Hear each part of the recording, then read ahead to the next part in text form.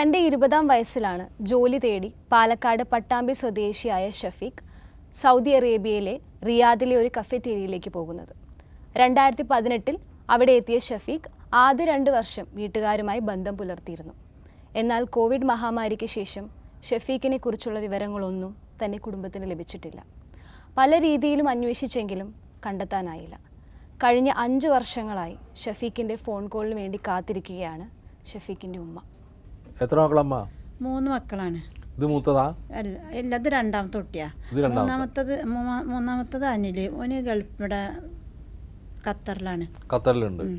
മൂത്തത് പെൺകുട്ടിയാ. പിന്നെ രണ്ടാമത്തെ മോനെ ഷഫീഖ്. പിന്നെ മൂന്നാമത്തെ ഒരു മോളാണ്. അവളെ കല്യാണം കഴിച്ചു കൊടുത്തേക്കണം. മൂത്ത മോൻ ഖത്തറിലുണ്ട് അല്ലേ? ഖത്തറിലുണ്ട്. ഇയാള് പോയിട്ട് ഇപ്പോൾ 18-ൽ പോയതല്ലേ?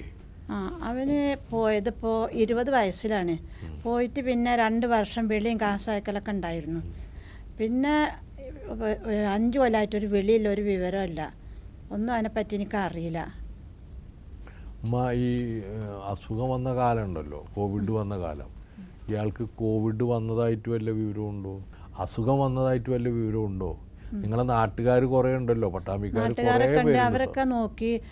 റിയാദിലും താമസിക്കുന്ന സ്ഥലത്ത് പോയത്. പിന്നെ എനിക്ക് റിയാദിന്റെ എന്താണ് റിയാദ് എന്ന് പറഞ്ഞ സൗദിയിൽ തന്നെയാണ്. സൗദി അതന്നെ. പിന്നെ അവിടുന്ന് പിന്നെ അവിടെ എല്ലാവരും അറിയണവർ, ഇവിടെ പട്ടാമ്പിയുള്ളവരൊക്കെ നോക്കണം. ആരും എന്നെ കണ്ടെത്തിയിട്ടില്ല. താമസിച്ചിരുന്നത് കൂട്ടായിട്ടാവുമല്ലോ എവിടെയെങ്കിലും ഒക്കെ. ഇവന് താമസിക്കാൻ പറഞ്ഞ കൂട്ടായിട്ട് തന്നെ. അവിടെ ഇറങ്ങിപ്പോയതിൻ്റെ ശേഷം അവർക്കറിയില്ല. അത് അവർ പറഞ്ഞു. അവരങ്ങനെ പറഞ്ഞു. പിന്നെ ആർക്കും അറിയില്ല അവൻ എവിടെയെന്ന് ആർക്കും അറിയില്ല. അസുഖമായിട്ട് പോയതല്ല, നല്ലല്ല. അവനക്കൊരു കുഴപ്പമില്ല. അവന് അവിടെ പോയിട്ട് 2 കൊല്ലം അവിടെ ജോലി ചെയ്തിരുന്നു.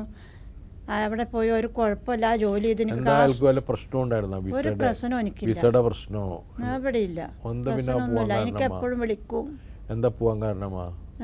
കല്യാണം കഴിച്ചണ്ട? 20 വയസ്സിൽ പോയതാ. എന്താ കാരണം? എന്താ കാരണം ഉമ്മക്ക് എന്താ കാരണം തോന്നുന്നേന്ന് പോയതിന്? എനിക്കൊരു കാരണം തോന്നില്ല. അവനെ നല്ല സ്നേഹമുള്ള കുട്ടിയാണ്. എത്ര പ്രാവശ്യം വിളിക്കുമെന്നറിയോ? നല്ല സ്നേഹം പോവാ. എന്താന്ന് എനിക്ക് അറിഞ്ഞൂടാ. അവന് ഒരു കുഴപ്പമില്ല, എൻ്റെ അറിവിലൊരു കുഴപ്പമില്ല. പിന്നെ അവൻ അവിടുന്ന് ഇറങ്ങിപ്പോയി എന്നാണ് അവരെനിക്ക് വിളിച്ചു പറഞ്ഞത്. നിന്ന് ജോലി ചെയ്യുന്ന സ്ഥലത്ത് വല്ല പ്രശ്നം ഉണ്ടായിരുന്നാ? അവിടെ അന്വേഷിച്ചപ്പോൾ അവിടെ ഒരു പ്രശ്നമില്ല. അവന് ഇറങ്ങിപ്പോയി എന്നാണ് പറയുന്നത് അവരങ്ങനെ പറഞ്ഞു. പിന്നെ ഞാൻ എന്ത് ചെയ്യും, എനിക്കൊന്നും അറിയില്ല. പിന്നെ എനിക്ക് വെളി നിന്ന് ഭർത്താവുണ്ട് അപ്പോൾ? ഇല്ല, മരിച്ചിട്ട് 10 വർഷമായി. 10 വർഷമായി. ഈ മക്കളാണ്? ഈ മക്കളാണ്. അപ്പം മൂത്ത മോൻ്റെ കൂടെയാണ്. എൻ്റെ കുട്ടിനെ എനിക്ക് കിട്ടണം. എൻ്റെ കുട്ടിനെ കാണാൻ എനിക്ക് ആഗ്രഹം. എൻ്റെ കുട്ടിനെ എങ്ങനെയാണ് കണ്ടുപിടിച്ചേരണം. എൻ്റെ കുട്ടിൻ്റെ സേഫിനെ എങ്ങനെയാണ് എൻ്റെ മോനൊക്കെ ഒന്ന് കണ്ടു കിട്ടിയാൽ മതി. നേരം എൻ്റെ മോനെ കരഞ്ഞിട്ട് എൻ്റെ കണ്ണീരില്ല. ഇപ്പം ഡോക്ടറെ കാണിച്ച് കണ്ണിലെ മരുന്ന് പറ്റിക്കാണ്, കണ്ണീരില്ലായിട്ട്. ഇപ്പം എനിക്ക് തീരെ സുഖമില്ലാതെ ടെൻഷനായിട്ട് എൻ്റെ മോനെയൊക്കെ ഒന്ന് കണ്ടു കിട്ടണം. എൻ്റെ മോനെയൊക്കെ ഒന്ന് കണ്ടാൽ മതി. എനിക്ക് ഒത്തിരി ആളുണ്ട്. എൻ്റെ മോൻ കാരണം എനിക്ക് തീരെ സുഖമില്ല. നല്ല സ്നേഹമുള്ള കുട്ടിയായിരുന്നു. എന്തോ എനിക്ക് പറ്റിയെന്ന് എനിക്ക് അറിഞ്ഞൂടാ.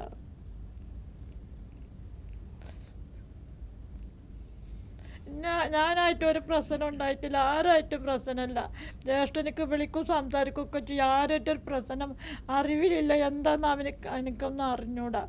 അവിടെ ഉള്ളവരോടും പറഞ്ഞപ്പോൾ ഞങ്ങൾക്കൊന്നും അറിയില്ല എന്ന് അവർ പറയുന്നത്. അവന് ഇറങ്ങിപ്പോയി എന്നവർ പറയുന്നത്. പിന്നെ ആരോട് ചോദിക്കും? ഈ വിഷമെല്ലാം ഞാൻ സഹിച്ചപ്പോൾ എനിക്ക് ശരിക്കും മാനസികം പോലെ ആയിട്ടുണ്ട്. ഗുളിക കഴിച്ചുകൊണ്ടിരിക്കുക ഞാൻ. കണ്ണിന് ഒരു കാഴ്ച കമ്മി വന്നിക്കുക. അപ്പോൾ പറഞ്ഞ് കണ്ണീരില്ലായിട്ടാണെന്ന് പറഞ്ഞ് കരഞ്ഞിട്ട് നേരെ മോനോട് കരച്ചില്ല എനിക്ക്.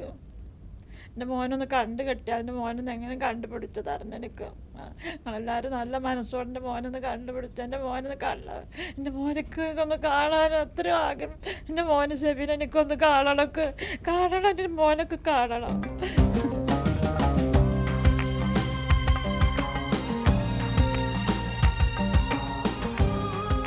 റിയാദിൽ ഉള്ള പ്രേക്ഷകരും പ്രവാസ ലോകത്തിൻ്റെ വളരെ പ്രിയപ്പെട്ട പ്രവർത്തകരും ഈ കണ്ണീരും ഈ അമ്മയുടെ വിലാപവും കാണുന്നുണ്ടാവും. അമ്മ വന്ന് കരഞ്ഞു പറയുന്നത് കാശ് വേണമെന്നല്ല, തൻ്റെ മകനെ കിട്ടണമെന്നാണ്. ഈ 5 വർഷമായി ഷഫീഖ് എന്ന് പറയുന്ന ആൾ റിയാദിൽ നിന്ന് ഒരു പ്രത്യേക സാഹചര്യത്തിൽ അപ്രത്യക്ഷമായിരിക്കുന്നത്. ഒരു കാരണവുമില്ല. ജോലി ചെയ്തിരുന്ന അടുത്ത് നല്ല നിലയിൽ ജോലി ചെയ്തിരുന്നു. പ്രത്യേക കാരണങ്ങളൊന്നുമില്ല. 2018 എന്ന് പറയുന്നത്. ഇപ്പോൾ 5 വർഷമായിട്ട് യാതൊരു വിവരവും അമ്മയ്ക്കില്ല, കുടുംബത്തിനില്ല. ഏത് നിലയിലാണ് ഷഫീഖ് അവിടെ നിന്ന് പോയതെന്ന് അദ്ദേഹത്തിൻ്റെ സുഹൃത്തുക്കൾക്കോ ബന്ധുക്കൾക്കോ പരിചയക്കാർക്കോ റൂംമേറ്റ്സിനോ അറിയില്ല എന്നാണ് പറയുന്നത്. ഒരു കാരണവുമില്ലാതെ ഇറങ്ങിപ്പോയി എന്ന് ഞാൻ വിശ്വസിക്കുന്നില്ല. എന്തെങ്കിലും അജ്ഞാതമായ കാരണങ്ങൾ, ഷഫീഖിന് മാത്രം അറിയാവുന്ന കാരണങ്ങൾ അദ്ദേഹത്തിന് ഉണ്ടാകാം എന്ന് തന്നെയാണ് പ്രവാസ ലോകം വിശ്വസിക്കുന്നത്. പക്ഷേ ഷഫീഖിനെ സംബന്ധിച്ചിടത്തോളം ഈ ഒരു ഒളിച്ചിരിക്കുന്നത് കൊണ്ട് എന്ത് നേട്ടമാണ് ഉണ്ടായതെന്ന് എനിക്ക് മനസ്സിലായിട്ടില്ല. ഏതെങ്കിലും സുഹൃത്തുക്കൾ വഴി പറഞ്ഞ് തെറ്റിദ്ധരിപ്പിച്ച് കൊണ്ടുപോയതാണോ, വേറെ ജോലി ശരിയാക്കി തരാമെന്ന് പറഞ്ഞ് അങ്ങനെ അവിടെ പോയി പെട്ടുപോയതാണോ? അങ്ങനെ പെട്ടുപോയ നിരവധി കഥകൾ നമ്മൾക്കുണ്ട്. അത്തരത്തിൽ പോയ ആളുകളെക്കുറിച്ച് ഒട്ടനവധി കഥകൾ നമ്മളുടെ മുന്നിലുണ്ട്.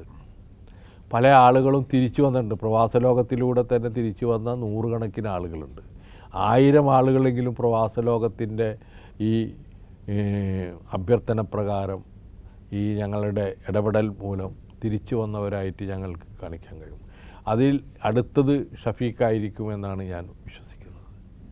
ഷഫീഖ് റിയാദിലെ അതിലോ സൗദി അറേബ്യയിലോ മറ്റെവിടെങ്ങളിലോ ഉണ്ടെങ്കിൽ അദ്ദേഹത്തെ കണ്ടുപിടിക്കേണ്ട ഉത്തരവാദിത്വം പ്രവാസ ലോകം പ്രവർത്തകർക്കുണ്ട്. ഷഫീഖ് എന്തിനാണ് ഇങ്ങനെ ഒളിച്ചു കഴിഞ്ഞ് നടക്കുന്നത് എനിക്ക് മനസ്സിലായില്ല. ഷഫീഖ് എന്താ ഉമ്മാനെ ഇങ്ങനെ കിടന്ന് കഷ്ടപ്പെടുത്താനാണ്?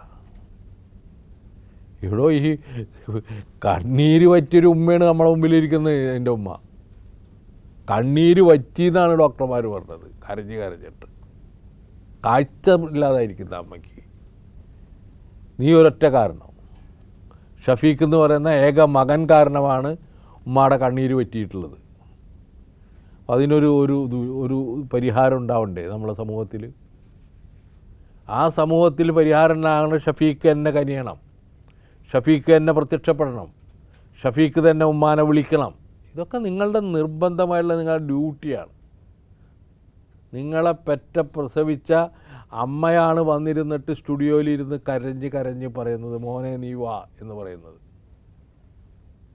അപ്പോൾ എവിടെയെങ്കിലും ഉണ്ടെങ്കിൽ, സുഹൃത്തുക്കളുടെ കൂടെ താമസിക്കുന്നുണ്ടെങ്കിൽ ഈ എപ്പിസോഡ് പ്രക്ഷേപണം ചെയ്യുന്ന ഉടനെ തന്നെ അടിയന്തരമായിട്ട് ഷഫീഖ് കുടുംബത്തിലേക്ക് വിളിക്കണം.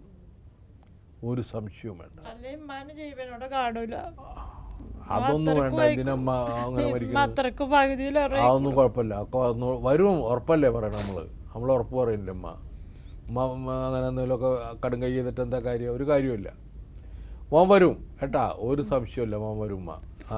ഷഫീഖ് എവിടെ ഉണ്ടെങ്കിലും വരും. കാരണം ഉമ്മ പറഞ്ഞു കേട്ടോ, അമ്മ ജീവിച്ചിരിക്കില്ല എന്നാണ് പറയുന്നത്. നീ ഇനി വന്നില്ലെങ്കിൽ ഉമ്മ ജീവിച്ചിരിക്കില്ല എന്നാണ് പറയുന്നത്.